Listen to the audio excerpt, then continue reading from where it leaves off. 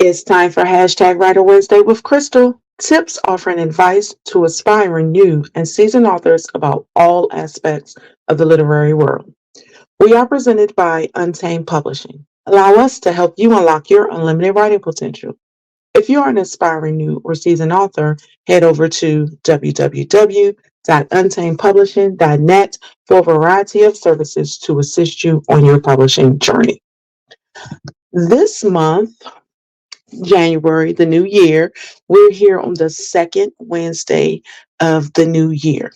Now, we interviewed Miss Coco DeVoe, and she expressed how she has listened to the Writer Wednesday episodes and has learned a lot. So, one, again, I'm going to say thank you for that. But she asked if, I could talk about a certain thing.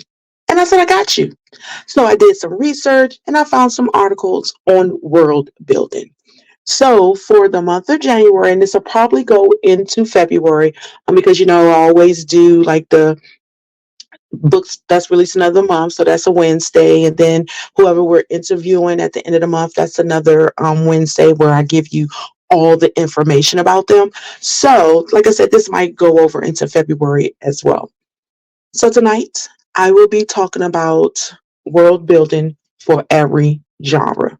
Let's get started. How to create a world your readers will want to inhabit. Now, I'm going to say this as a reader first. There are some authors whose world I want to live in. And I'm going to say Christina C. Jones is one. We have, oh, gosh, I'm so mad I just drew a blank. But, we have Mahogany Heights with her.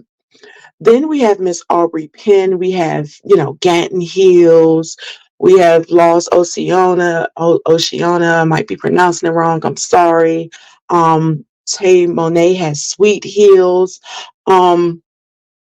Miss House has the Roma University, which is in the area as well. I mean, I don't want to go back to college, but I don't know. I might living over there. I might. But, they have created some great worlds. And like I said, you want to be there. They've created businesses, places to live, people that live in these areas. So, of course, you want me as a reader, I want to live in those worlds. Now, me as an author, because I wanted to have my own world and didn't have to deal with, maybe I might say something wrong if I have people living in certain places, I decided to create my own world. So I have 3 cities, I have a county, I have businesses, I have housing communities in each area, and it was so much fun to create.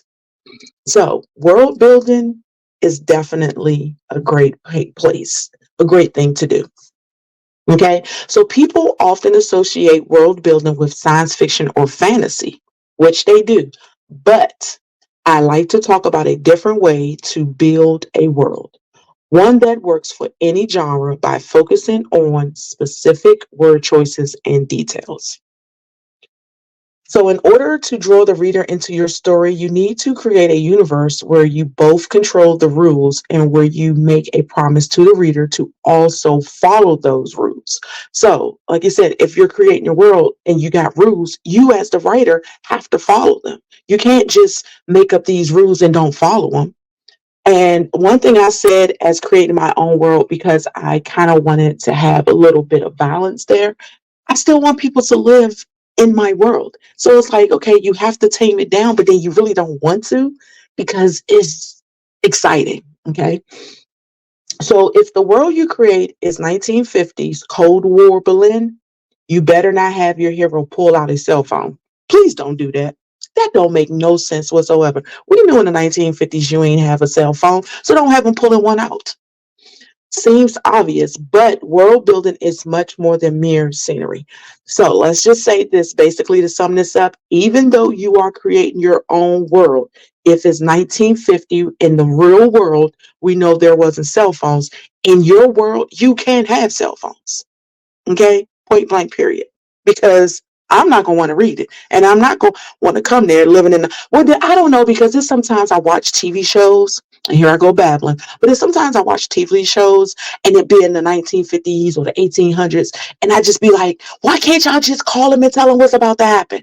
But you can't, because that's not feasible. We didn't have cell phones back then. Okay. So not to say I was born in the 1950s or the 1800s. I just said we, just to say we. Okay.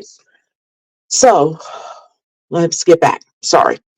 Every choice your characters make, from what clothes they wear to the car they drive, helps to create this alternative universe for your readers. When a reader begins your book, an implicit promise is made by you as the author. You will entertain without boring or insulting their intelligence. Yeah, don't insult my intelligence. I don't like that. That's something I don't like. That is a pet peeve of mine. I work too hard to be educated, to stay educated, and continue to be educated. So when someone insults my intelligence, I don't like them at all. Okay, so this translates to the only two rules I follow when writing: never bore and never confuse. I'm going to say that again: never bore and never confuse. You start building your world with the very first sentence, which is why so many books begin with descriptions of setting or weather. But there are other, more dramatic ways to pull your reader into your world. So I'm going to share with you some favorite first lines. And this is from Evan McNamara's Fair Game. Okay. And these are just examples that I found in the article that I'm reading from.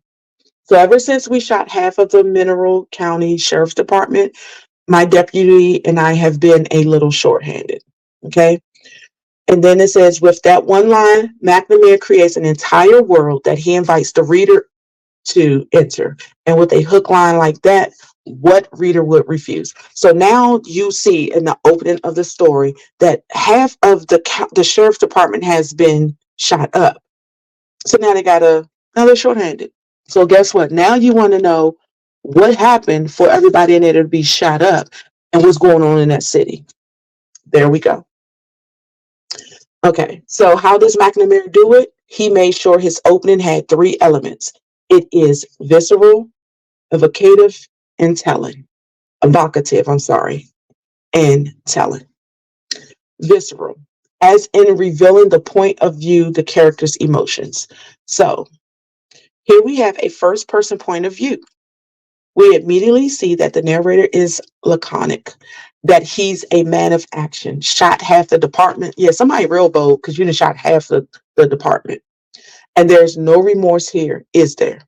Did you hear any remorse? No. He said they shot half a department, so now they're shorthanded. He didn't sound remorseful. He didn't say, I don't know what happened. He just said it.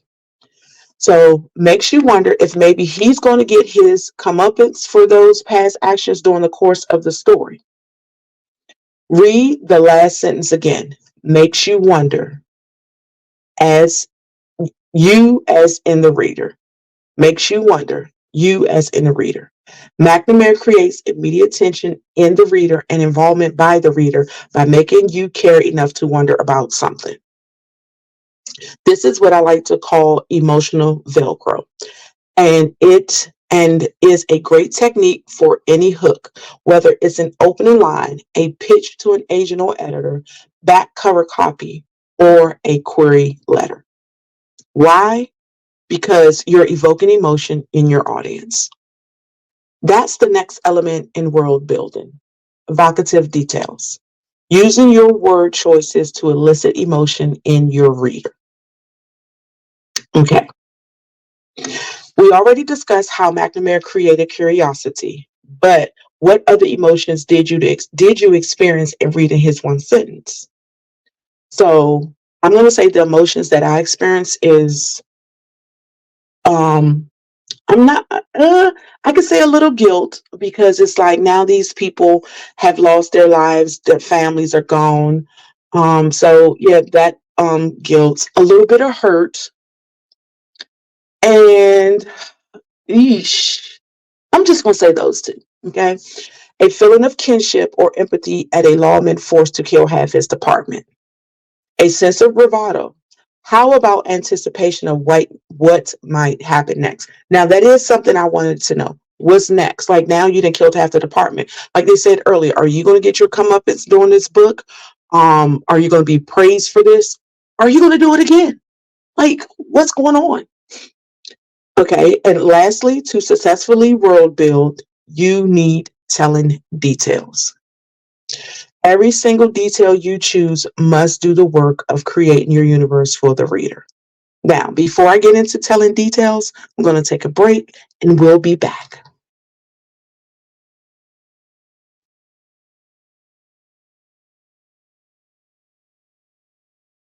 All right, and we are back. And on this episode, I'm talking about world building for every genre and how to create a world your readers will want to inhabit.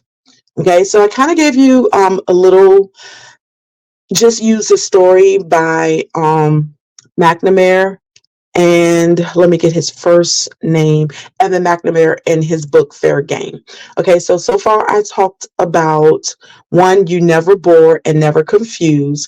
You want to make sure that you're following the rules in your world. So meaning that if you set your world in 1950s Cold War Berlin, like the article stated, you don't want your person pulling out a cell phone. Okay, point blank, period. You want to make sure that whatever year you created, that it focuses on that inside, outside of the real world as well. So you kind of want to bring your real world into your fake world. Let's say that. Okay. Then we have the visceral, which is an revealing the point of view, characters' emotions, and then talked about emotional Velcro, and is it a great technique for any hook, whether it's an opening line, a pitch to an agent or editor, back cover copy, or a query letter. Okay, because you're evoking emotion in your audience. Okay, and then we had talk, and I talked about evocative details and using your word choices to elicit emotion in your reader. Now, I'm going to talk to you about telling details. McNamara uses several telling details. Half the department was shot, telling the reader that some survived. They were shot by we, telling the reader that it wasn't only the point of view character during the shooting. Where are we? Mineral County, telling us the book will take place in a small town, rural setting. And who is the main character? The sheriff, who's been overworked and shorthanded, but still has at least one loyal deputy to help him out. That he think it is, because I'm gonna just say that he might think that's the loyal one, and he might not be the loyal one. Hmm. Wow!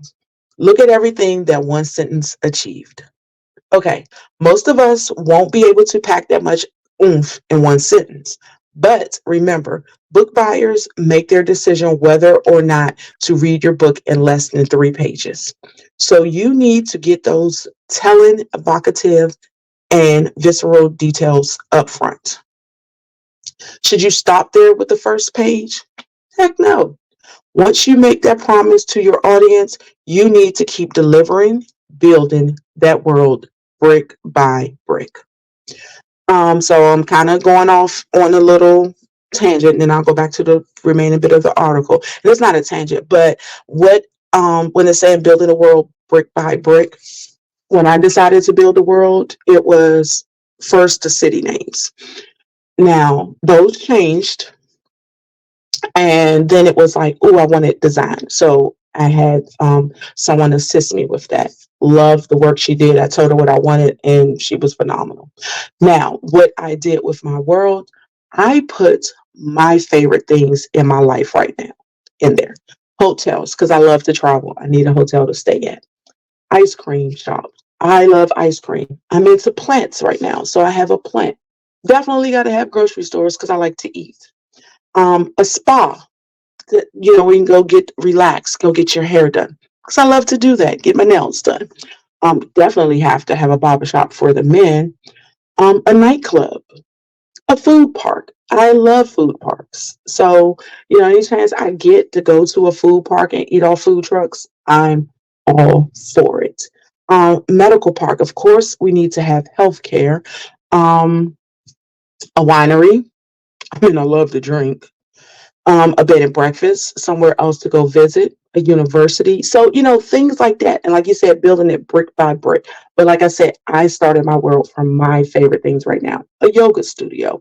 I'm so into yoga right now. I actually do it online at home, but I would love to go into an actual yoga studio and take a class. So things like that. So that's where I'm feeling they're coming from. You need to keep delivering and building that world brick by brick. Because I feel like every time I write a new character or come up with a new character, I need more. So that's how things like that happen. Now, back to the article. What are those bricks made of?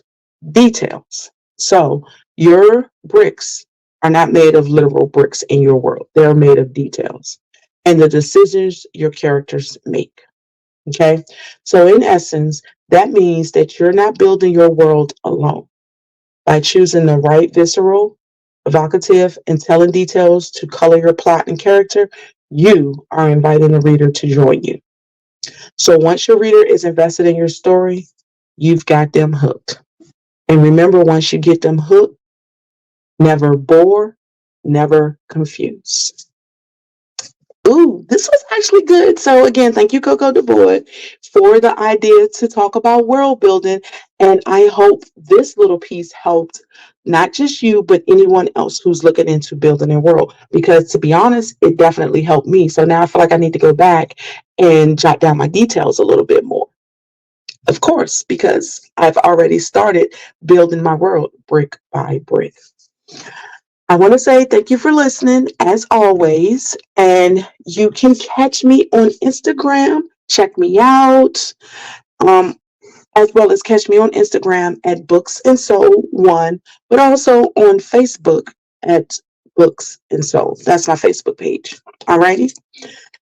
If you would like to become a sponsor, please visit anchor.fm/get caught up. Or if you'd like to give us a donation, you can send us a cash app at capital U, capital P 2016. And please be sure to follow the Get Caught Up Podcast on Instagram at Get Caught Up Podcast and on Twitter at GCU_podcast. We're also on TikTok on as Get Caught Up Author Podcast. And we're also have a Facebook page, the Get Caught Up Author Podcast. Join us. And also on YouTube, Get Caught Up Author Podcast. Yo, we out here in these literary streets. I'm so excited for that. So join us later on tonight at 9 p.m. Eastern, where we'll be talking to none other than one of our faves, Miss Mo Flames. Miss Untamed dubbed her as Mayhem Mo. But she was going to be a little mellow this time because we will be talking about her book, Love in A Minor. Okay, so again, tonight at 9 p.m. on anchor.fm. All right, you can catch us on Spotify, Audible. We out there. That's where we'll be, 9 p.m. Eastern. And this one will air at 1 p.m. on Wednesday, Eastern Standard Time. And again, thank you for listening as always. Bye.